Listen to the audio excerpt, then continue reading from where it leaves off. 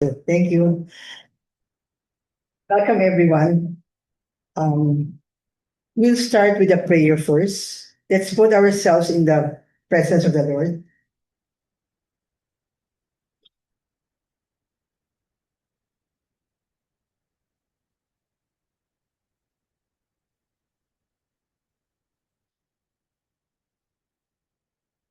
Heavenly Father, we come before you with humble hearts, aware that many lives today are filled with uncertainty, confusion, and chaos.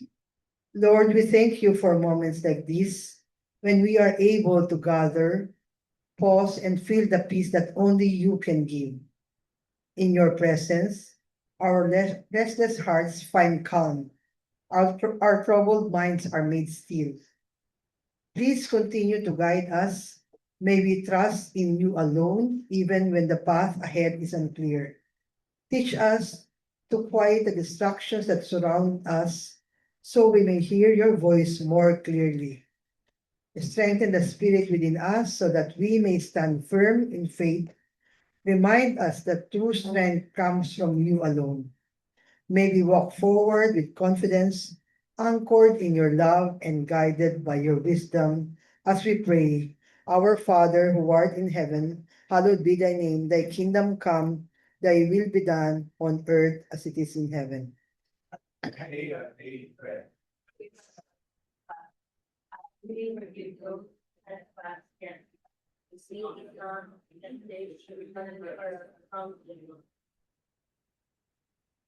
the name of the Father, Son, Holy Spirit, Amen. Good morning, everyone. Let me introduce myself first, especially for the new ones. My name is Marabel Viernes. You could call me Bell. Father Michael is supposed to be here, but he's still in Bukidnon right now. But we had a prior arrangement that this time, instead of discussing the upcoming readings for Sunday, we will do this monthly by tackling on the truth of faith according to Verbum Day. And today, we begin with the truth on life and love. Firstly, on life. What is life ba? According to the dictionary, life is the duration from your birth till you die. It also means existence. Okay? Nowadays, we live in a very fast-paced era. Parang we need to sometimes stop and ask ourselves, what is life all about? When you talk about life, many of us, not I do not know if here we take life for granted. You only have one life.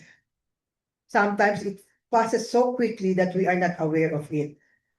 Sometimes we are not conscious that we're supposed to live our life to the fullest. For example, di ba, many people, I do not know, have you pondered that many people in all around the world may have not may have not been awake for today. They died na, di ba? Unlike us, we're all here together. Di ba? John chapter 10 verse 10 says, I have come that you may have life and have it to the full. You know, God came to this earth so that we will be able to so that he will be able to show us that we should value our life. Once in a while, as a Christian, we should ask this question: how is my life? Am I living it to the full? But before we can answer this, we need to consider also that the true qualities of life according to God should be according to the plan of God. So what is life for you? You remember, syempre most of us are parang the same age na. You remember the movie, yung kay Forrest Gump, di ba? Sabi niya, life is like a box of chocolate. You never know what you are going to get. Di ba? Sabi niya ganun. Some people, they feel that life is a burden. Sabi nila, life daw is routine. Sometimes the others, they feel that life is pain. Diba? But for me naman, life for me is a gift. It's also precious, short, unique, beautiful, but fragile. And most of all, we should make our life transcendent. Napakalalim, di ba? Later, I will explain what transcendent means. Anyway, Life is a gift, di ba? When you say gift, it's for free. Kasi if you pay for it, it's not a gift, it's a purchase, di ba? You know, our parents did not pay a single centavo for us to come into being, di ba? Maraming ang rich people dyan, di ba, na they're not gifted with children. In fact, I have two friends who went abroad pa para magpa-in vitro, but to no avail, kawawa rin sila kasi up to now, they feel bad about it. You know, who are here because God gave you that free gift of life. So we need to be able to be aware of this free gift. You know, but um, but gifts comes in different forms, di ba? Like for example, that one, di ba? Sometimes it's boxed, sometimes it's tied, sometimes there's, gift has so much trimmings, di ba? It's being covered sometimes with glitters, di ba? With folded papers, different colors. Sometimes it's big, huge, sometimes it's small, di ba? But what is important is not the wrappings or di ba, there are times there's a joke, di ba, during April Fool's Day, they give you a big, big gift and then inside pala, kapirasong lansones, di ba? I had that before, di ba? Pero what is important is that the outside. What is important is what is inside the gift. What is inside our life, di ba? There are so many people who quote their lives with so much trimmings, di ba? Parang they feel that if they're so rich and so powerful, so famous, parang life will be better na. But many people, even in di ba, rich countries, they have more suicide than us, di ba? Unlike sa atin, lahat ng sakuna andyan, but people are able to smile. Just like, di ba? You remember the Nipo babies in the DPWH scandal, di ba? Wherein the kids would really flex sa social media yung yaman nila. 760,000 for one dinner, four of them, di ba? And then until all the scandal came out, and then they learned that their life pala was empty kasi they got those pala in a different manner. We should remember also that our life is not only a gift for us, it's also a gift for others. Meaning to say, we should be willing to share our time, talent, and treasures to others. How about you? Do you think your life is a gift? Can you also say that your life is also a gift for others? Can I ask Maya to come here, please? And then Jojo, come here then, and Stella, please. Yeah, come here in front, please. Yan, sila. Dito lang. I'll give you mga sisters. Di ba, lutong-lutong ito? Since December pa to. 50 pesos. We will have a contest. I will let you borrow it. 50 pesos. So, we will have a contest. So, the three of you is supposed to make that ugly, yung Chris na money na yan, at the count of 10. Pero, walang tearing, walang writing, di ba? So, may I ask everyone to help me count down, di ba? Okay, when I say start, sisimulan nyo na. Okay, start. 10, 9, 8, 7, 6, 5, 4, 3, 2, 1. Okay, thank you. Can you show sino pinaka-ugly? Sino ugly? Sino ko pinaka-ano? How about you, sis? Yan. Oh, how about you, sis? Oh my God, panalo si Stella. Matindi yun. You want, pero akin ay 50. Balik. So, if I give this to anyone, sinong tatanggap sa inyo? Sinong gusto tumanggap nito? Yan. Thank you, di ba? All of you, di ba? You will still accept this, di ba? You will still really accept it. You know why? Because it's still 50 pesos. It's still 150 pesos, di ba? Pero sayang. Anyway, I want to do that to show you that, my next topic is life is so precious, di ba? It is valuable. No matter what life brings to you, di ba? Minsan, there are times that even your close friend and even your relative, they betray you, di ba? Sometimes, baka sa village ninyo, meron nag-undermine sa inyo dahil ikaw yung officer, ina-undermine ka pa nila, di ba? Nag-effort ka na nga, di ba? Remember, no one can snatch away your value because you are precious not only to your family, but most especially to the Lord. Let me share to you a distant cousin. His name is Joanne. At the age of 31, he died. Distant cousin ko na siya, second cousin. Pero he died because of colon cancer. You know, this kind of illness talagang progresses fast. Hindi ka tumatagal. But you know, my cousin talaga, he was able to fight for it. Kaya almost 2 years pa siya nabuhay. Di ba? And then my other relatives parang would nickname him as Abu Sayyaf kasi he was a fighter talaga. He was really fighting for his life. You know, it was quite ironic. Alam ko naman, hindi naman mockery yun kasi talagang they really are parang bang amazed because he was really fighting for his life.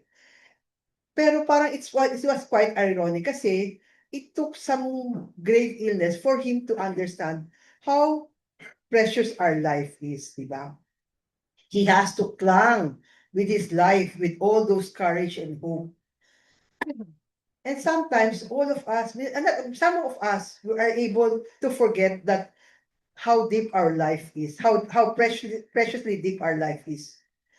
Sana hindi naman in moments of crisis that we will be able to appreciate how precious our life is. How about you? Do you value your life today? Not only for tomorrow or in your previous days, di ba? Today, do you value your life? Also, for me, life is short. You know, they say the average lifespan of Filipinos is 69 years old. In June, maski na nahiya ako sabihin, 65 na ako. But you know, should I be scared because I'm nearing na 69?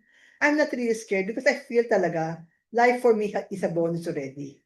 Because you know, recently I have a friend who just called me and told me her son died na. And I told her, how old is he? She said, 39. Sabi niya, alam mo, Bel, grabe. He's supposed to leave in May because he passed the NCLEX, but that is the California Board nursing board sa California. And then he's supposed to occupy yung kaagad-agad staff nurse position. But you know, life is short talaga eh, di ba? That aneurysm that he had, talagang took his life early. Ganun. Kaya, ngayon, di ba when we wake up sometimes in the morning, napakaraming dapat gawin, di ba? Pero I really feel that para bang yung aking 24 hours, which is not 24 minus 8, sleeping time, whatever, 10, mga 14 hours ko, kulang. Kulang sa gagawin ko. So what do I do? Now, when I learn pala, importante pala, you have to learn to prioritize. And what do you prioritize? You have to prioritize the kingdom of God. And I have learned it here in Verbum Day that I should start my day with prayers bago anything else. And you know, when you parang lie down at night, you will realize na lahat pala was covered within the day, di ba?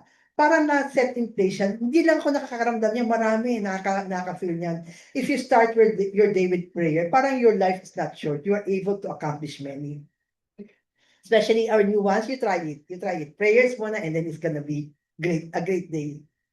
How about you? I'll ask everybody. Do you really start your day with prayer or do you start browsing muna yung social media? Di ba? Anyway, next topic naman, life is unique. Unique. In the dictionary, it says that life, when you say unique, it means that you are one of a kind. You are not like anybody else, you know? Lahat naman ng creature sa buong mundo is unique, di ba? It's a known fact that every person is made up of cells, billions of cells, di ba? And then they form together to make a tissue. And those tissue work in synchrony para makaform ng organ. Pero sabi nila, wala ni isa sa atin na pare-parehong ating operating system sa loob. Magkakaiba tayo. Di ba? Also, di ba yung masculine twins, no, yung twins walang parehong fingerprint, talagang unique tayo. You know, that made me realize how great a God we have. Kasi billions ang tao sa mundo, di ba? But we are made uniquely. And napakagaling niya for him to that. Para bang ginawa niya tayo with care and purpose, di ba? Kasi why did God did that? Kasi we are special and irreplaceable. Di ba remember Father Jojo, he said before, di ba sa ating guidelines, sabi niya, lahat tayo meron tayong role sa kingdom of God. And if you don't do it, nobody can replace you kasi you are unique nga. Now, can you recognize your special place for those around you today? Next, Our life is beautiful, but it is fragile.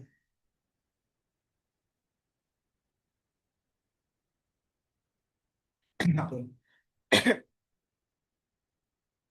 Sometimes we realize kasi na life is beautiful lang, kaya we become callous, di ba?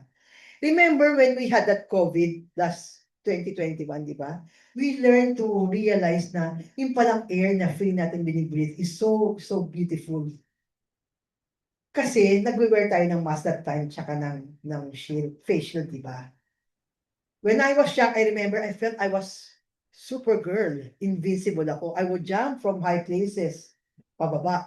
And then yung mga candles, I would touch it kasi ano kaya pakiramdam masunog? Yung mga ganun ba? Sobrang callous ako ng bata. Until at the age of 8, parang sigurong snatcher, tumatakbo. He was running. Tapos, di ko napansin na bangga niya ako. And then I fell. And then I woke up in the hospital with all those contusion. Akala ko sa TV, yung sinusuntok ni Fernando po sa daang beses, hindi ka pa nahuhulog. Akala ko ganun. Yung pala, isang tama lang sa akin, nasa hospital na kaagad ako. Because life is fragile. Because of that, I became parang careful na, di ba? Hindi pala ako invincible, hindi pala ako si Supergirl. And we should realize that life can be fragile for us, di ba? Nowadays, many people, especially the young ones, they're so, because of their choices, parang they are so they take so much risk. Sometimes they would say that I have to try this vice and that vice. They go into drugs, cigarette, and ako pa rin, maski na ngayon, I like sobrang sarap na pagkain, ganyan. You know, I remember the son of my longtime kasambahay na nasa probinsya na. She said that yung kanyang son na 23 years old died. Kasi may motorsiklo yon, and then he was so drunk. Di ba when you're drunk, you feel para bang you're on top of the world. Binilisan niya yung motor niya, tumama siya sa poste, and he died, di ba? Sometimes we do not choose wisely, and then we lose this fragile life of ours, di ba? And today, the worst and the widespread na ginagawa ng tao ngayon ay yung ating pag-damage sa ating environment, di ba? The environment that really sustains our life. In the end, who's gonna get the consequence? Tayo rin, especially our our children, our grandchildren, di ba? They would not be able to enjoy na. Parang, if now we have the floods, the drought, the scarce water, okay, food na kulang, and then the El Nino, tapos may El Niña, di ba? Magkakaiba. Baka sila mas worse pa maramdaman nila. So we should take part in making a difference. Maliit lang. It doesn't have to be grand na haharangin yung malaking boat kasi mayroon silang ginagawa doon sa dagat, pinapatay yung mga whale. Not like that. Simple lang. Like for example, when you eat candies, di ba? Like Jojo, she used to give us candy. Yung wrapper, tago mo na lang. Tago mo. Instead just throwing it, di ba? Also, yung, di ba, when you brush your teeth, put off the faucet kaysa naman masayang yung water. Those things. It doesn't have to be grand. You just have to, but if it's gonna be a grand thing, okay na, you have to take part of it. That's part of God's plan for you. Now, di ba? The one happening in the Middle East, di ba? Napakalaki ng problema sa ating mga air, di ba? It's beyond my control, but I believe with my prayers, something can be done. Next, ito na. Ito medyo malalim na to, transcendent. Life, they said, is transcendent. Ano ba meaning ng transcendent? What we live or do today can influence so many people in ways we are not even aware of. Meaning to say, your life can be beyond time and space. Yes, it's true that all of us will eventually die. But what we do here on earth can make a big difference wherein we can go beyond time and space. Sabi nila, there are 3 things daw that we can do para daw we will be remembered even though if we're dead na. First daw is to bear a child. Secondly is to plant a tree. And thirdly daw is to write a book. Palagi ko si Maya, nagawa na niya yan eh. Kasi nakakita siya ng book. Ako, I did lang too, di ba? I had 3 children na. Hindi lang naman isang puno na i-plant ko, more than pa. Pero do you think that's enough? I don't think that's enough, di ba? I think for us to be able to go beyond time and space, we need to do the most important thing in our life. And what is that? That is to love your God and your neighbor. Because, like for example, the saints and Mother Teresa, di ba? I don't think naman nanganak si Mother Teresa, di ba? And I don't think also she has the time to plant a tree. But her legacy lives on because she was able to show Christ-like loving to the sick and the poorest in her society that time, di ba? Loving God and others doesn't require anything that's grand. A small act of kindness will do. I remember a few years back, I used to work in a big company, manufacturing company yon. Tapos yung may pinull out kami dahil sa dami ng trabaho, may pinull out kami doon sa department ng manufacturing mismo para mag-file for us. Her name is Aida. Siyempre kasi I'm in the office, the lowest position we have is supervisory position. So when we were having lunch, parang ayaw namin siya ayaw ng mga kasama ko isama siya for lunch. Kasi hindi siya supervisor, rank and file siya that time.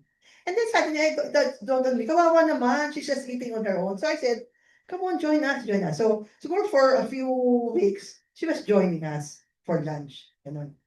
And then, nauso na yung Facebook. And then she sent me a friend request. And then I cannot even remember her and I cannot even remember yung invite ko sa kanya. And she said, she will never forget me daw because I'm the only one who invited her for lunch. Sabi niya ganyan.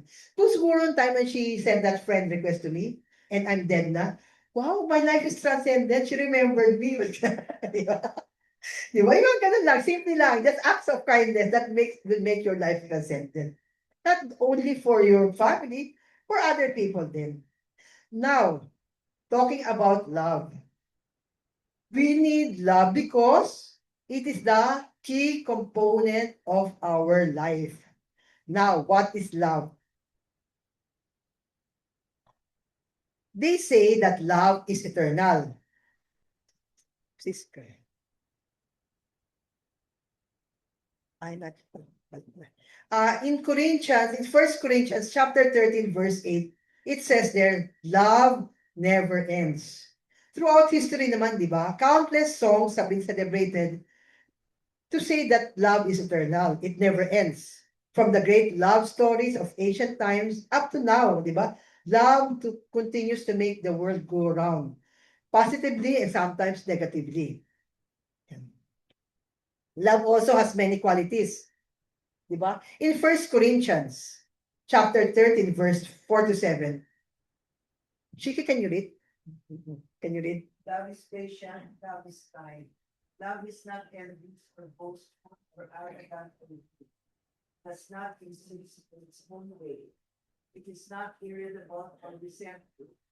Does not rejoice in wrongdoing, but rejoices in the truth. It bears all things, believes all things, hope all things, endures all things. It means, if what you feel is different from those, ibig sabihin hindi love yung. For example, if your wife kept on forgetting her eyeglasses or her keys, and then you become irritable and shout at her, that's not love. Kasi hindi ba it says, love is patient and not irritable. Diba? And also, if you really love a person, you can be truthful to the person. I remember yung brother ko, hilig-hilig niya mag-basketball. Pag uwi niya, all sweaty, tapos nangangamoy pa siya. And I would say, ang baho mo, take a bath nga. Ganyan, diba? Pero I remember when we went to New Zealand, ang daming British. My God, I was asking mercy from God for me to wear. Bakit kami doon sa skyscraper? Ako, Lord, sana makayanin ko. Kasi sobra talaga, di ba? Kasi hindi ko sila love. Ang brother ko, love ko sila, di ba? Yan, di ba? You can be truthful when you love somebody. Also, love transforms. Diba? Love transforms. You know, the transforming quality of love is so powerful. When we are in love, we are able to change ourselves most of the time for the better. Do you remember your first love, your first crush? I can remember mine very vividly. Kasi medyo late bloomer ako eh. Yung mga kaidaran ko, they have kilig moments already. Ako wala pa. Pero I only love one thing. I love to play volleyball so much. Na minsan, pag I'm so early in school, I would play pa, medyo pinapawis ako, pero I would play for a short while. And then when, at night, the afternoon pala, I would play volleyball talaga. Dumi-dumi ko na, talagang pawis na pawis ako that time, ganyan. And then I would even miss my school bus, di ba? Because I want to play volleyball. And then, at the age of 14, no second year na ako, nagbago na ako. Kasi may nakita ko crush ko. Yan. He's 1 year older. He's the classmate of my brother and then he's a transferee. Aba, he kept on helping me with my stuff. Ako, oh, gentleman. So I fell in love that time. And then something stirred in me. I became so different, really different in the sense na ayoko na ng volleyball kasi I wouldn't want to sit beside him, maamoy niya yung amoy pawis ako. And then my best friend was even saying na, ang itim-itim naman yan, ano ba yung crush mo? Pero for me, he's so pogi. Nag-transform ako and even my friends in volleyball was saying na, galit ka ba sa amin? Bakit ayaw mo na volleyball? Hindi na alam na in love na yung kanilang friend. So anyway, di ba ganon? Because really, love transforms, di ba? In summary, life and love are the most fundamental components of a person. Please understand that life goes hand in hand with love. Like this one, this computer, yung computer. This computer is, it can be compared with our life, the hardware, di ba? Pero this computer will be useless kapag walang love. Wala yung mga apps, yung mga ginagamit ni Yvonne para mag-flash, di ba? Kapag wala yung app na yan, that computer will be useless. So it has to go hand in hand. Yes, we can have life, but if we don't have love, our life will be empty. So you can compare your life as the software and the love as your life as the hardware and the software is your love. It has to be together. Di ba remember the Nescafe commercial before? Sabi doon, para kanino ka ba bumabangon? Di ba?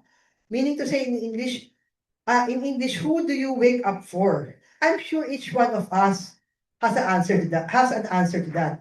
It is because of love that we are able to face life head on. That is the love that gives us drive in our life. You know, there was once a priest. His name is Father Felipe. Maybe you will meet him one of these days. Ito sabi niya sa akin, richness daw without love is poverty. A big house without love becomes lonely. Health without love is sickness. Marriage without love is prison. Sino nasa prison na to dito? Sino nasa prison? Ganyan lang. Anyway, even the life of the priest daw or the nuns without love is frustrating. You know, there are many examples. Di ba iba sa mga news, you know, children of these prominent people, ganyan, and then, you know, they were caught in drugs, okay, in crimes. Bakit kamo? Kasi they were in poverty. They were begging for the love of their parents. Ang lalaki ng houses nila, but that houses, their houses is not it's not their happy place. It's their lonely place, di ba? Even the priests involved in the scandals, bakit nangyayari yun? Because they lost their love for their God, di ba? They become frustrated with their vows. Pero for me, the greatest love of all is the love from God, di ba? Kakala natin ang love is just a feeling. You know, love is a person in Jesus. You know, I grew up Catholic, I knew my prayers, yet I never realized that God loves me until I encountered here sa Verbum Dei si Jesus Christ. Meeting Jesus gave me assurance that I will never be alone. He is like a friend who knows everything about me. Lahat naman tayo, we have our secrets, di ba? Somehow. Pero only Jesus knows everything about me and I'm sure He accepts who I am. You know, before I encounter Jesus, para bang I'm always apprehensive sa mga bagay-bagay sa future ko, parang meron pangs of loneliness and doubt. But because of me having a personal relationship with the person of Jesus Christ, Talagang parang bang there's this peace that nobody can explain how I was able to get that. Then, in the school of the word, I actually felt that he was talking to me. How? Through the word of God. Parang, kunyari, I'm going through something, when I encounter a word of God, parang I feel it's a direct message from me. Sometimes maybe while I'm talking to Stella, she would tell me something. Yung pala, she doesn't even know what I'm going through. And then her words would be through her, would be the message of Jesus Christ to me. Today, I wake up every morning with the assurance that He is there to guide me as I travel this pilgrim of life. I believe that this encounter with Jesus Christ is pure grace. And just like me, you, especially our new ones, you are here because God loves you and He wants you to know Him. Having a relationship with Jesus Christ gives you an edge in life because He is the only one who truly knows you. He guides you according to your circumstance. He guides me a person to person yan. His guidance with me is different to his guidance with Monet or uh with her husband, di ba? Magkakaiba ang ating guidance based on our circumstance.